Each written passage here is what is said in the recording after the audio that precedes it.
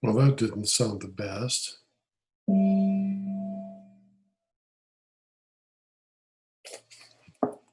I'm using Dave's gong, for our meeting. And last week I was in Grass Valley or Nevada City out in the forest with Dave, somewhere up there in the forest. And he gave me the gong, which I used last week too. So let's start with the meditation this week. This is September, good goodness. This is the meeting for Sunday, September 6th, 2020. Hard to believe it's already that time of year. Fall is coming.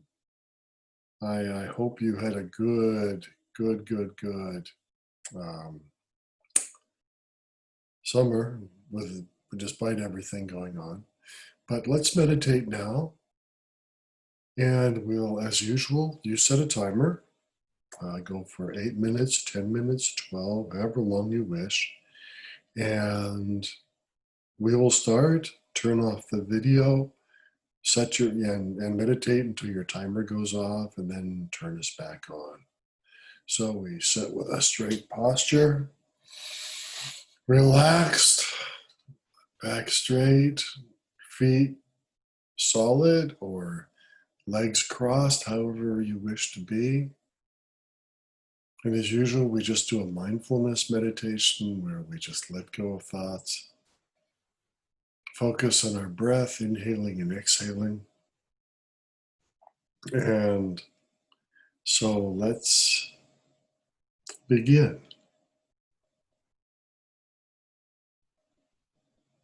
And again, please turn this off so you can meditate for as long as your timer lasts. When you turn it back on, I'll be with you shortly.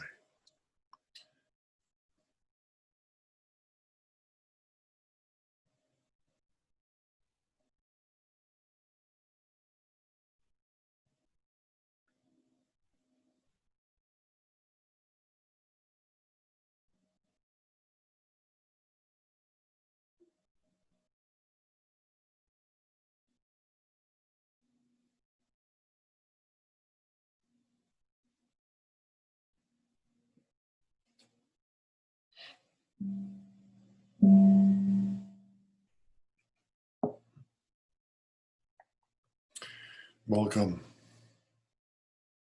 I know that feels better for me, that's for sure. Oh, life has a way of catching up.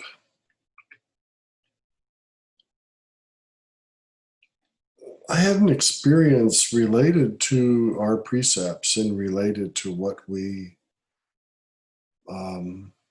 look at, and I want to say hold dear, but that which we resonate with in the Natural Right Sangha this week with a good friend. It was surprising. I was with a good friend in Portland, and Oregon, that is, not Maine. And I mentioned that I was suspicious about some vaccines that came out because they had ingredients that were not the best. And my friend went off on me, started calling me an anti-vaxxer and started saying I was anti-scientific and tried to tell me I was supporting Trump without meaning to by being anti-science. And I countered with, excuse me, but I'm very pro-science. I'm just pro-good science. And I'm pro being smart about what we put into our bodies. This is what I'm pro to. I'm not pro to listening to scientists who are either lying, misinformed, or have an agenda in making money and being paid for promoting certain results due to their position or due to needing grants at the university or working for one of the big pharma companies or whatever. And I pointed out that take a look at the amount of money the board of directors of the CDC has made and look at who's running who right now. And he became more angry and basically yelled at me a lot. And he asked me for specifics, and he said he wanted specifics from good organizations, not flakes or do-gooders or terrible people like Robert F. Kennedy Jr. He wanted it from the CDC itself or from reputable organizations. Well, in the Natural Right Sangha, of course, one of our precepts is to very much be aware of what we put into our bodies, which we believe is in accordance with the holy words spoken by a great many of the religious and spiritual wonderfuls of all time, including, of course, Jesus and Buddha and many, many others. So I just told my friend, I said, I'll go home and do some research and send you specifics. So this is what happened. I'll read you the message that I sent to my friend.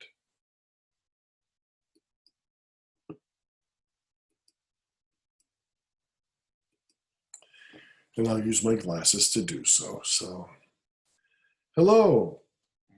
Okay, the Oregon Health Authority and the CDC, that should do it as goes worthy sources, I hope. As you can see, in Oregon, 18 vaccines are given to newborns by the age of 6 months.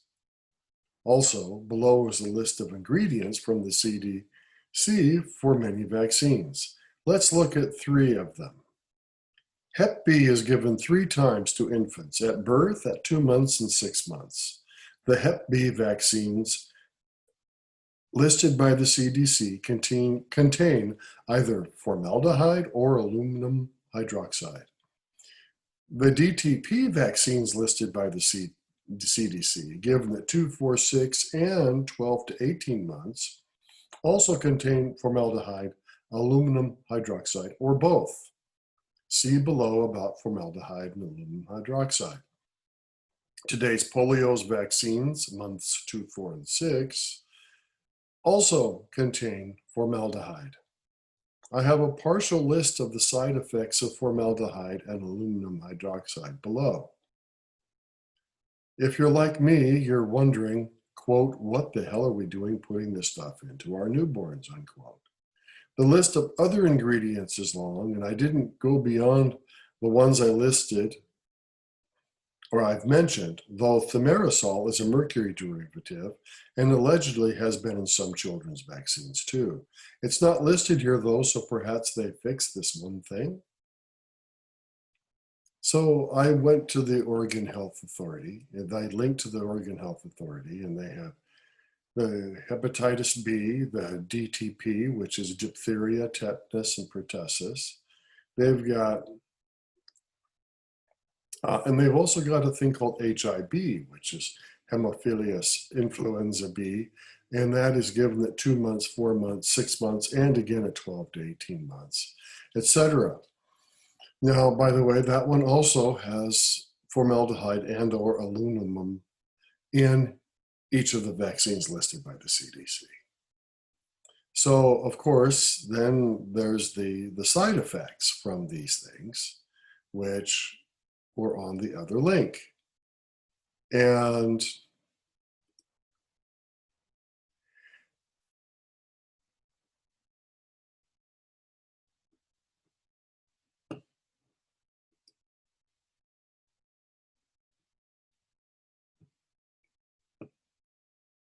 the side effects, which I had listed here, and apparently I moved away from them, but I will, oh no, they're here, excuse me.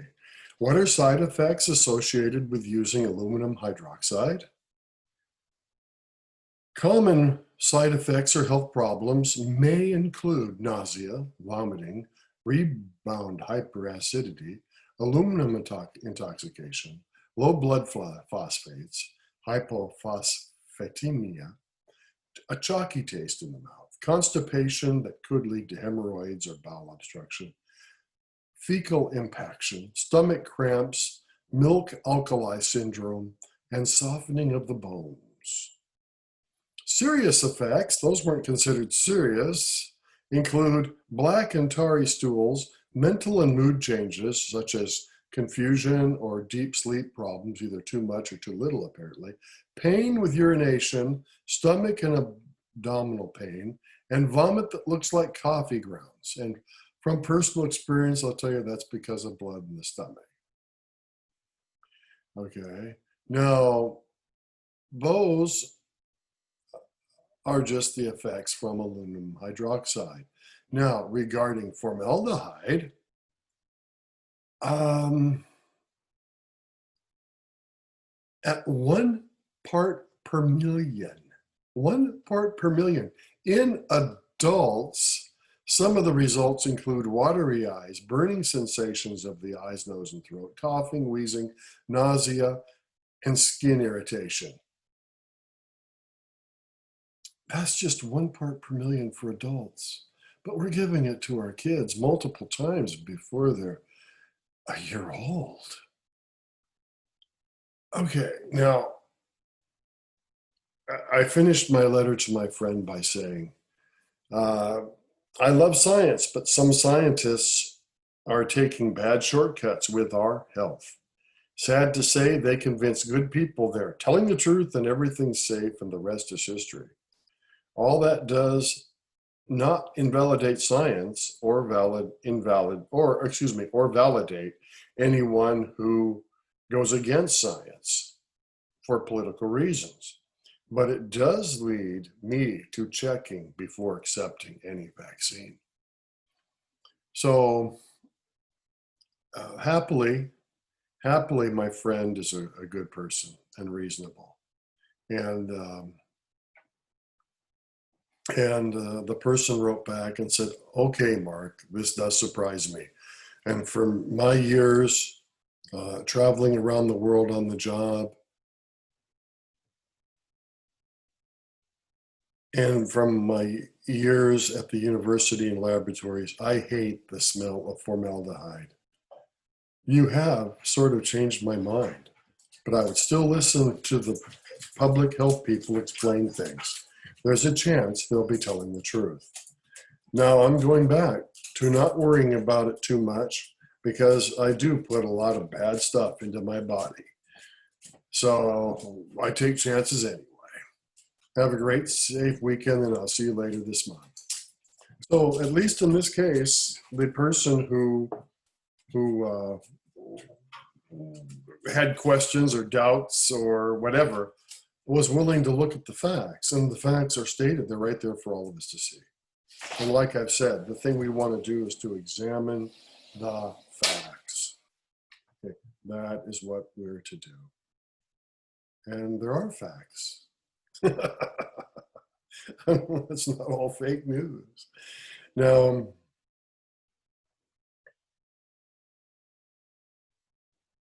I talked to another board member this week, and he stays very aware of all these things.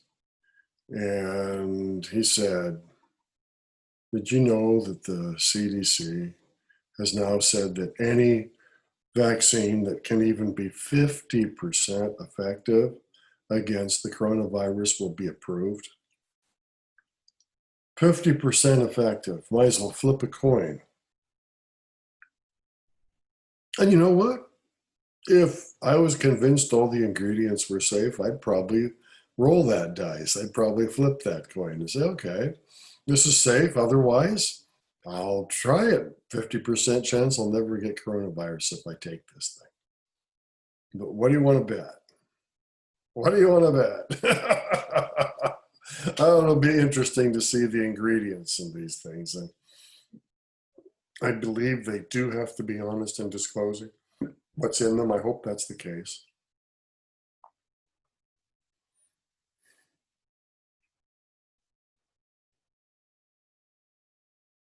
We're coming up on autumn. The fall is such a beautiful time.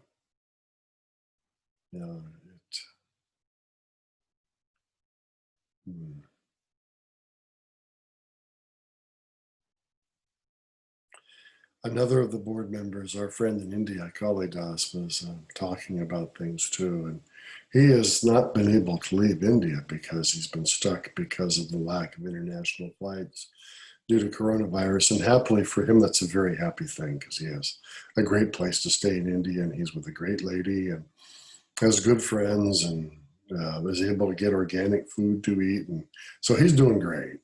He's doing great. But he said he's very concerned about things. And what distressed him was the major media seems to be in on a strange thing.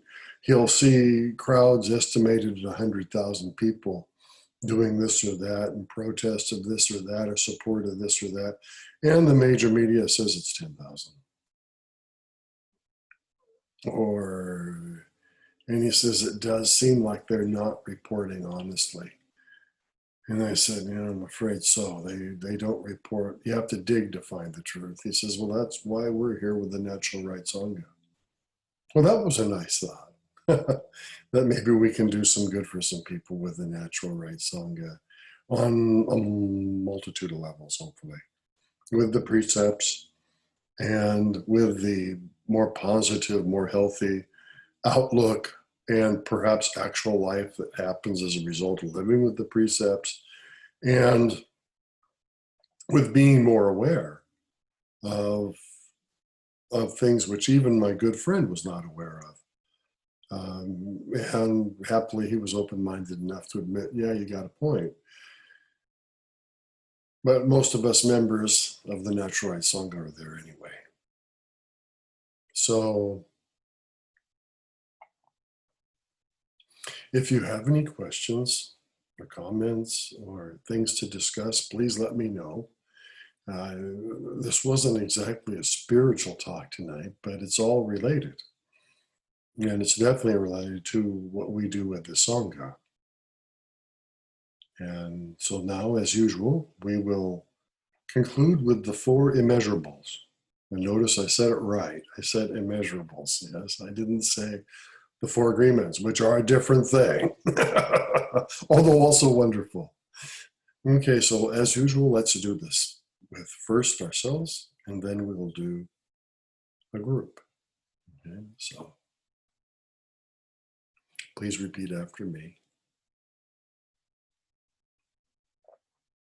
May I have happiness and the causes of happiness.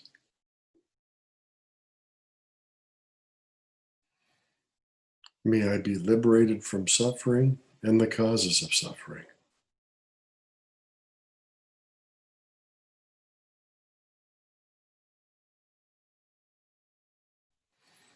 May I never be separate from the happiness that is free of sorrow.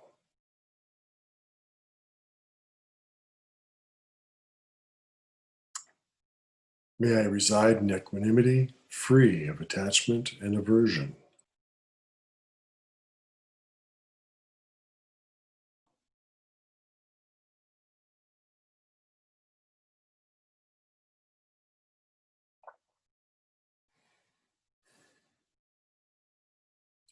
Okay, now let's say it for we.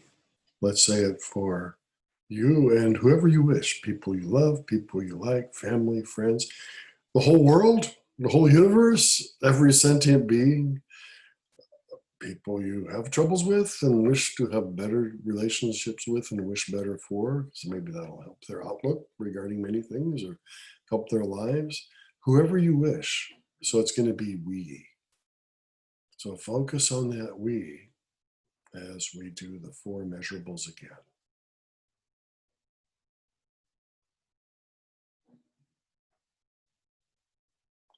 May we have happiness and the causes of happiness.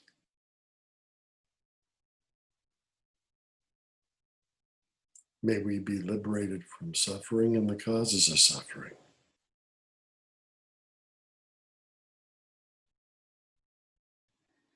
May we never be separate from the happiness that is free of sorrow.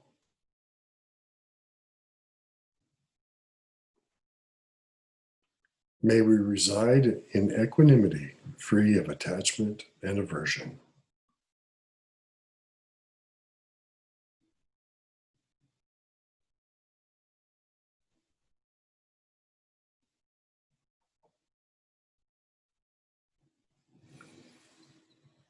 Okay, I will end our meeting with a gong of Dave's gong, which next week I'll have hung up better and it'll sound nicer. So have a great week, and may you have happy success in your endeavors to keep the precepts and in everything else.